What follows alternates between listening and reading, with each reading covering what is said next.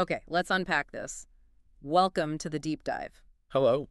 Today, we're taking that stack of sources you sent over, articles, notes, research, and really digging in. Yeah, pulling out the important bits, the surprising stuff. Exactly. Think of us as guides, helping you cut through the noise. You know, get informed fast. And the stack is, well, it's quite a mix. It really is. International events, some pretty intense politics here in the U.S., reflections on culture, even a night out at the theater. Right.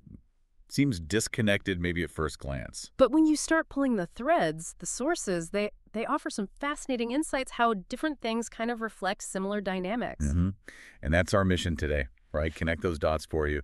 Find those aha moments in the material. So today, that means wrestling with these confusing reports out of Los Angeles. Yeah. Exploring different ways power gets projected symbols. Performance, one source calls it military theater. Interesting term. We'll touch on some complex international stuff too, but through a very specific political lens from the sources. Right. And then switch gears completely. Celebrate some cultural giants, dissect some political spectacle moments. It's a lot, but it's all there in the material you shared. Definitely. So let's jump in. Where do we start? Let's start with Los Angeles. The sources you've got make it really clear. Reports of unrest, yes, but also just wildly different stories about what's actually going on. Right. Conflicting narratives. Exactly. And what's interesting is how the sources immediately bring in history to frame this confusion. Like the Watts Riots. Precisely. 1965 Watts Riots. Reminding us how hard it is, notoriously difficult, to get a clear picture of chaos, even decades later. Yeah. They use that classic example from Watts, who threw the first punch. Black witnesses said police said the crowd. Almost 60 years on, we still don't really know for sure. Okay. And they apply that directly to LA now. The sources basically say, based on what's available right now, nobody, not us, not the politicians mentioned, can say exactly what's happening everywhere. Too many unknowns. No. Too many different accounts. Exactly. And the sources highlight specific things that really show this uncertainty. Okay, like what? Well, first, that ICE incident in Boyle Heights on Wednesday. Oh, yeah. The sources describe that. Unmarked SUVs, ramming a car, tear gas. Right. Pulling the driver out, speeding off. The government says, they were arresting someone with a felony warrant, used force because he resisted. But the sources raise a ton of questions. A ton. Was the warrant valid? What about the child in the car? Why the long chase? Where is the warrant? Why did they flee the scene? And the LAPD is investigating it. As possible. Assault with a deadly weapon, according to the material. Yeah. Shows the uncertainty right there. And that wasn't the only incident mentioned. No. Just the next day, Thursday, you have the Alex Padilla incident. Senator Padilla, right? Showed up at a DHS press conference. Yeah, and gets manhandled, handcuffed by federal agents. The government story, he didn't ID himself, seemed like a threat. But Padilla and witnesses say otherwise. Completely. Said he did identify himself, was just asking questions, wasn't threatening, and he wasn't charged with anything. So these examples, they just highlight how much is actually unclear right now. Exactly. And that ambiguity, that vacuum, well, the sources say it's getting filled. Filled with spin, exaggeration, and what they bluntly call outright lies. Okay, so why? Why the different narratives? The sources dig into that. They do. They break down the motivations. For the Trump administration, allies and media, the goal seems pretty clear from the sources.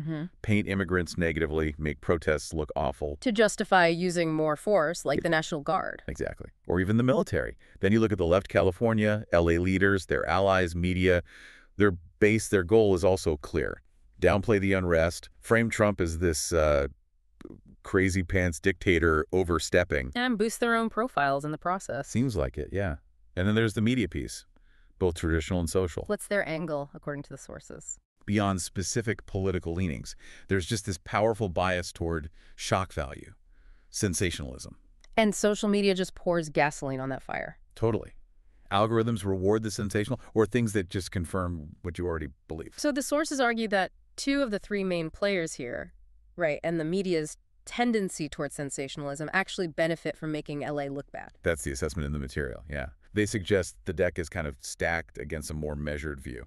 Okay, so if the deck is stacked and it's hard to know what's really happening, how do you even start to make sense of it? The sources offer a way. They do. They suggest using the tools a historian might use, even now as the first draft of history is being written. Interesting. Yeah. So applying those tools to the Trump administration's narrative about LA, What do the sources uncover? Okay, let's break it down like the sources do. First, patterns of behavior. Okay. The sources point out this administration, it has a pattern. Arresting or nearly arresting officials. A judge, a congresswoman, a mayor, now a U.S. senator. So the sources are saying it's not just coincidence. They suggest it looks like a pattern of targeting political opponents, as this the interpretation presented. Okay, what else? Second, fantastic tales and outright lies. The sources note the embrace of conspiracy theories, like protesters being paid crisis actors. Hasn't that claim been made before? Many times, yeah. Yeah.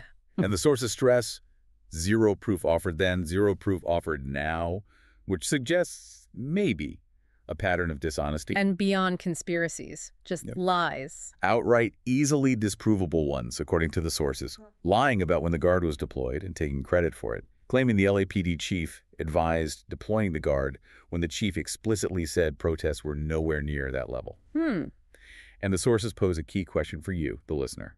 At what point do you just dismiss a narrative when so much of it is demonstrably false? That's a fair question. What's the third tool? Words versus actions. The rhetoric, the sources say, targets criminals, but the actions, especially IC's actions, they hit what the sources call low-hanging fruit. They cite your reader JW's account. Legal immigrants applying for citizenship getting targeted. Or undocumented day laborers at Home Depot people described in the material as overwhelmingly law-abiding, even critical to the economy. So a disconnect between who they say they're after and who they actually go after. A clear disconnect, yeah. Yeah. That's what the sources highlight. Okay, fourth. Let's look at real evidence. The sources acknowledge, sure, bad things have happened. Burned cars, looting, one of your questions mentioned that. Right. But they argue it's really hard to quantify who's doing it. And even if it's hundreds or maybe 1,000 people, in a city of 4 million, it's a tiny fraction. And they had that comparison. The Lakers championship comparison, yeah. They say the current riots, as some call them, are actually more tame than the chaos you often see after a Lakers win. And we have lots of history with Lakers wins to compare it to. That's a useful perspective. Okay, number 5. Linked to that, fake evidence. This is crucial. Your sources show a lot of the proof of chaos flying around social media is just fake. Like a specific example. Yeah, they give concrete ones. A video of wrecked LAPD cars on X from 2020 George Floyd protests. A TikTok video of marchers telling ICE to leave. Actually, LAFC soccer fans from weeks ago. Wow. And the insight here from the sources is powerful. If your story's actually true, you shouldn't need fake evidence to back it up. Makes sense. What's 6th? Eyewitness accounts. The sources share multiple accounts, and they're pretty consistent from people actually in LA. Like who? The electoral vote staffers who live there say, you know, the city isn't some kind of hellscape. Your reader JH went downtown Saturday night, Sunday morning after Trump announced the Guard, described it as calm, saw only minor CHP action later. And Jimmy Kimmel. Yeah, and Angelino showed tapes nearby, said the riots are overblown, showed how calm it was outside his studio, noted a big Disney premiere went ahead nearby. Even Schwarzenegger agreed. Arnold Schwarzenegger, yeah. Republican, also lives there. He agreed with Kimmel, said the riots were exaggerated. The point the sources make is you have diverse observers on the ground seeing something much calmer than the official narrative. Okay, 7th point. Look at outside views. The sources bring in this former Canadian MP, Charlie Angus. What did he say? Held a press conference, strongly denounced Trump's actions, called it full-on police state tyranny, a threat to the rule of law. The sources note that generally non-American observers seem to agree the administration looks like it's pushing towards authoritarianism. Okay, 8th. Draw the comparison again. Back to Watts 65, LA riots 92. Those events, your sources remind you, had a massive visible impact. Right. Observers on the ground now, the ones we just mentioned, they would see major signs if things were similar. The sources indicate they just aren't seeing that kind of evidence. Okay. And the last point. This one sounds important. It seems pretty damning, yeah. When someone tells you who they are, believe them. What does that refer to? The sources quote DHS Secretary Kristi Noem directly, saying the administration's goal isn't just safety, it's to liberate this city from the socialists and the burdensome leadership put in place by the governor and mayor. Wow. So not just about law and order. Exactly. The sources argue this quote reveals the real agenda might be political, trying to depose elected leaders, not just about public safety. So pulling all that together, the source's conclusion on the LA narrative from the administration is? Based on all this, they conclude it's largely dishonest and inaccurate. They do add the caveat, things are unfolding. Maybe they have Los Angeles-colored glasses. But the evidence they present overwhelmingly points away from the administration's claims. Okay, that's a detailed breakdown. What about the political side? The sources mention Jonathan Last, the bulwark. Yeah, his points introduce what your sources call the protest dilemma for Democrats. Which is? Basically, how do they push back against what they see as government overreach, tyranny even, without looking like they're okay with or enabling law-breaking by some protesters? A tricky line to walk. Very. And the sources list 5 general points about protesting. It's powerful. Not all protests work. You can't always tell which will beforehand. Regimes can use protests as a foil, and they can't just go on forever. Do the sources give any context for this dilemma? They give crucial historical context. Polls back in the early 60s.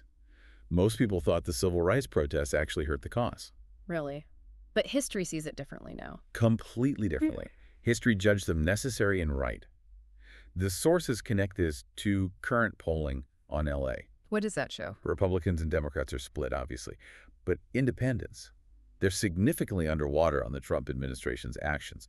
One poll cited, Washington Post, has him 15 points underwater with independents on this. That's significant. And they mentioned Democratic focus groups from this week, framing things as defending lawbreaking loses support, but framing it as pushing back against government overreach.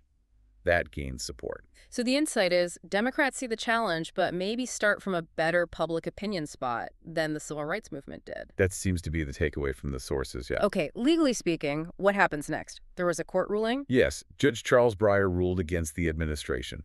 Your sources highlight his main points. The right to protest isn't wiped out because of a few bad actors.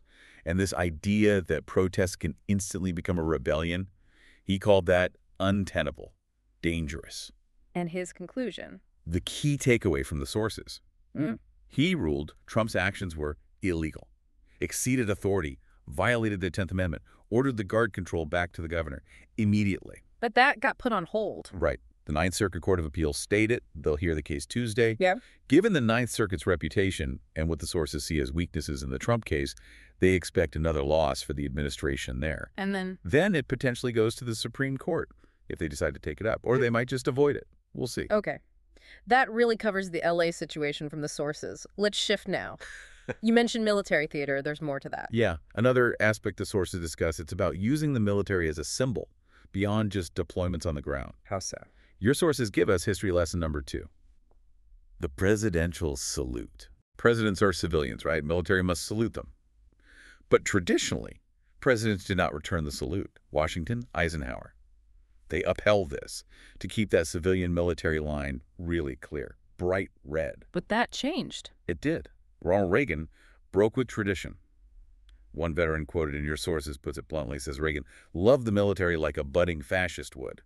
Bit harsh, maybe. But strong words. Yeah. Anyway, on advice from a Marine commandant, Reagan started returning salutes.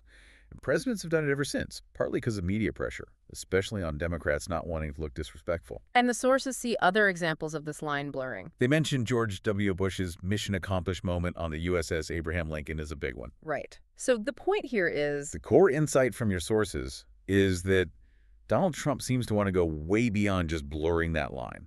They say he wants to obliterate it, turn the military into a, what do they call it, personal goon squad, Praetorian Guard, or status symbol. Strong language again. How do they support that? They detail that speech Trump gave at Fort Bragg, now Fort Liberty.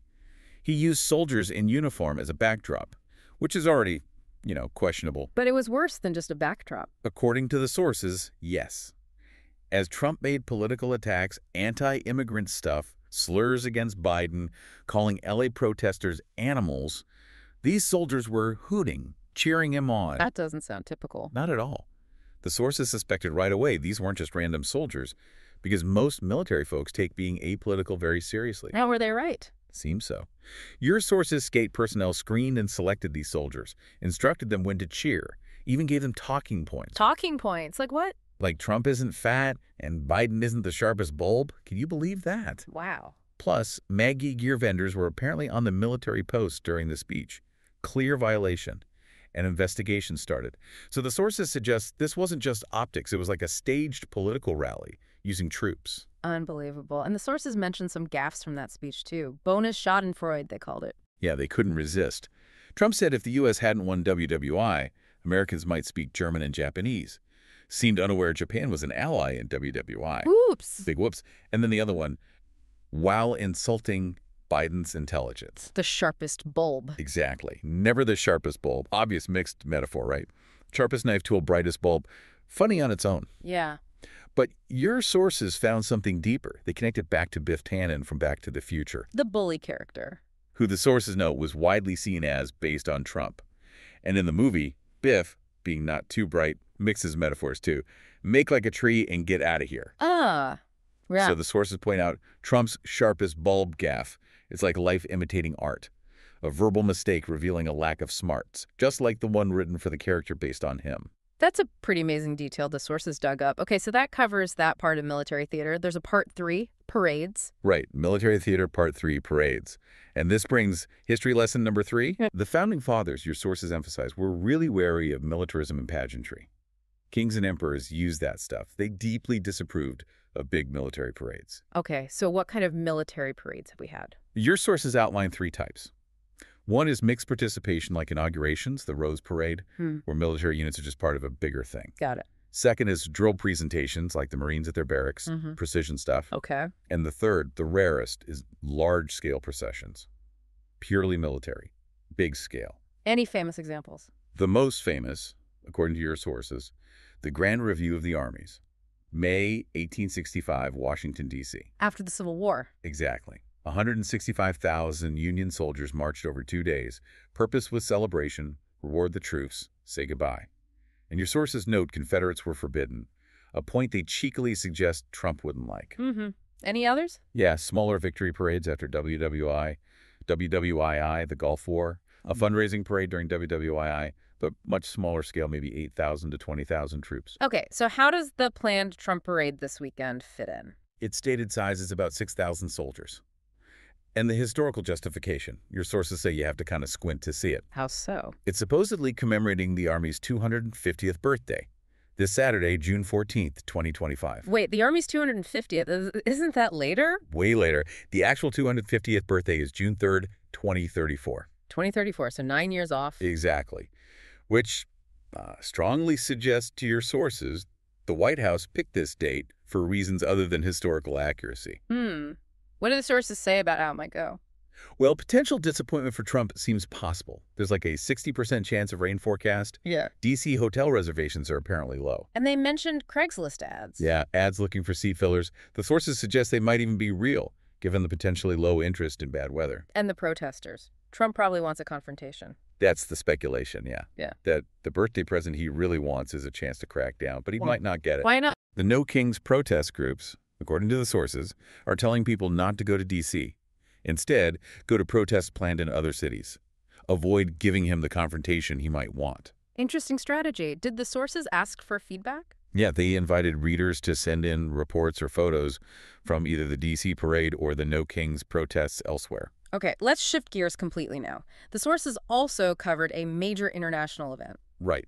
Israel's missile attack on Iran happened Thursday. What were the reported details? Stated target was Iran's nuclear program, which is reportedly near weapons capability. Casualties included 2 high-ranking Iranian generals and 2 nuclear scientists. That sounds serious. What do the sources say about the implications? War strategy. This is where your sources are very careful. They explicitly say they are not foreign policy experts. Okay. They don't claim to know if this leads to a bigger war or why Netanyahu chose this moment. They actually point you, the listener, to other outlets for that kind of analysis. Foreign policy, Haaretz, Al Jazeera. So what do they focus on? Only the American politics angle, specifically Donald Trump's connection. How does he connect? Well, reminder, he tore up the Iran nuclear deal Obama made, failed to get the easy-as-pie better deal he promised. His team did try diplomacy recently, the sources note. Okay. But crucially, your sources state Trump tried hard to talk Netanyahu out of this specific attack, wanted to let diplomacy work, but Netanyahu ignored him. Ignored him. Interesting. Yeah, and your sources draw a parallel to Russia-Ukraine. Trump promised peace day one, didn't happen. He's kind of flopped around, sometimes supporting Zelensky, sometimes not. And the connection is? His whole Putin whisperer idea proved false, just like his relationship with Netanyahu seems to be. According to the sources, it's a friendship only when the other guy needs something from Trump, not the other way around. Did the sources comment on Trump's first-term foreign policy overall? Briefly. They note he didn't have any major new crises blow up on his watch. But they admit they aren't sure why. Was it his actions? Was it his unpredictable nature scaring people off? Or just luck? Hard to say. So looking forward, what's the implication highlighted in the sources? It's pretty stark. Trump 2.0 could also avoid major setbacks, maybe even see progress, like with the Abraham Accords momentum, or Russia-Ukraine, Israel-Iran, Israel-Palestine, something else could just explode. And the sources offer a really pointed conclusion here. What is it? If Iran does become a nuclear power in the next, say, 3 years, your sources argue it is entirely on the current president's plate because of the choices he made, specifically tearing up that nuclear deal. Wow. Okay, that's heavy stuff. Let's shift tone again now. The sources had sections on culture and commentary too, right? Freud and Schadenfreude. That's right. Joy from others' happiness and pleasure from others' misfortune. Let's start with the joy, the Freudenfreude. What was that about? Music and cultural change in the 1960s, focusing on two giants who just passed away, both at age 82, Sly Stone and Brian Wilson. Okay, Sly Stone. Sly and the Family Stone. Yep. Your sources highlight his song, Everyday People. Groundbreaking stuff. First song ever to hit #1 on both the soul charts and the main pop charts, the Hot 100. That's huge. And they note he was one of the first Black artists, right alongside James Brown, to really confront racism directly in his music. Okay, and Brian Wilson, Beach Boys, obviously. Right. Started out more bubblegum pop, the sources mentioned, but then he heard the Beatles' Rubber Soul. And that inspired him. Massively. Led him to create what your sources call his magnum opus, the album Pet Sounds in 1966. Classics on there. God Only Knows, Sloop John B. Absolutely. And the sources point out Pet Sounds, it was way ahead of its time in sound production. It directly inspired Paul McCartney, led to Revolver, Sweet Pepper. Wow. And the sources clarify something about good vibrations. Yeah, common mistake. Apparently even chatbots get it wrong sometimes. Good Vibrations was a huge hit single around that time, but it was not on the Pet Sounds album. Good clarification. So, Sly Stone, Brian Wilson. Did the sources see similarities between them? They did. Both incredibly gifted songwriters, obviously. Both studio wizards. They used the recording studio like an instrument itself, much like the Beatles did. Okay. And, the sources note, both played a role in introducing mind-altering substances into music and the wider culture back then. But they also had struggles, downfalls. Yeah, the sources detail that too. The drugs, they seem to worsen underlying psychological issues for both of them. Which affected their careers. Seems so. Their most significant groundbreaking work was concentrated in relatively short bursts. Wilson, mainly, 1960 to 66. Stone more like 67 to 73. And the sources reflect on that. Yeah, they note that back then, they probably got less help than they might today. More stigma around drugs, mental health treatment wasn't as advanced, and they pose this really poignant question. Which is? One wonders what the world lost as a result. Powerful thought. And they both passed this week. Both at 82, yeah.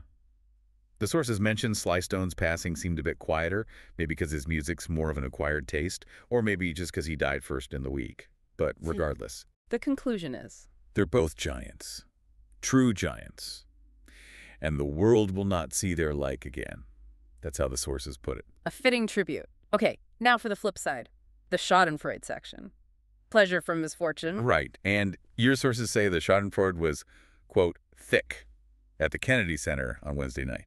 The Kennedy Center in D.C. What happened? Well, first, some context from the sources. Trump avoided the Kennedy Center during his first term, knew he wasn't exactly welcome there. He's tried to kind of remake it since changing management, canceling some programs like drag shows. But the sources say, quote, it's not working out very well for him. Okay, so what was the event Wednesday? Trump, Melania, J.D. Vance, the VP candidate, and his wife, Usha Vance.